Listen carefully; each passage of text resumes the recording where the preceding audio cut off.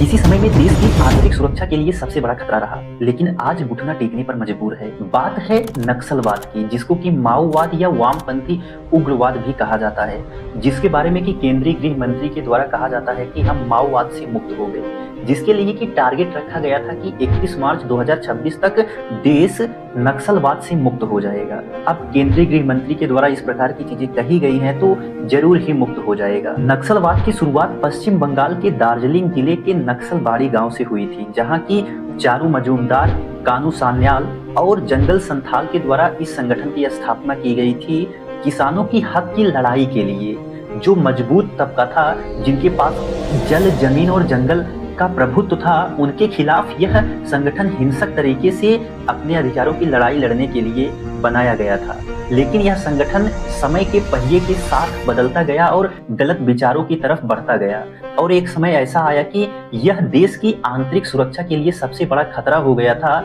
और भारत के बहुत सारे इलाकों में इसका प्रभाव व्यापक स्तर पर हो गया था।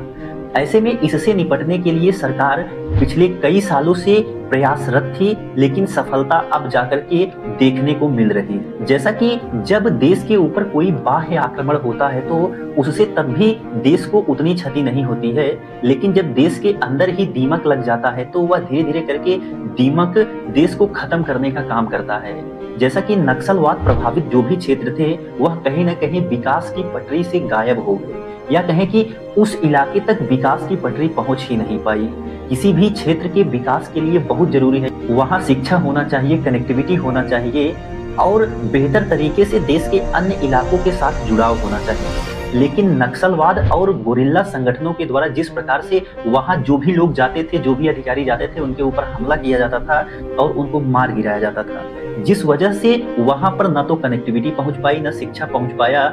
और ना ही कोई दूसरी चीज पहुंच पाई, जिस वजह से वह क्षेत्र आज भी बहुत पिछड़े इलाकों में आते हैं। ऐसे में अब जब देश के गृह मंत्री के द्वारा कहा जा रहा है कि हम नक्सलवाद से मुक्त हो गए हैं तो जरूर ही उन इलाकों का भी विकास होगा। खैर, नक्सलवाद के बारे में और इस बड़ी उपलब्धि के बारे में आप क्या सोचते हैं, कमेंट में बता सकते हैं।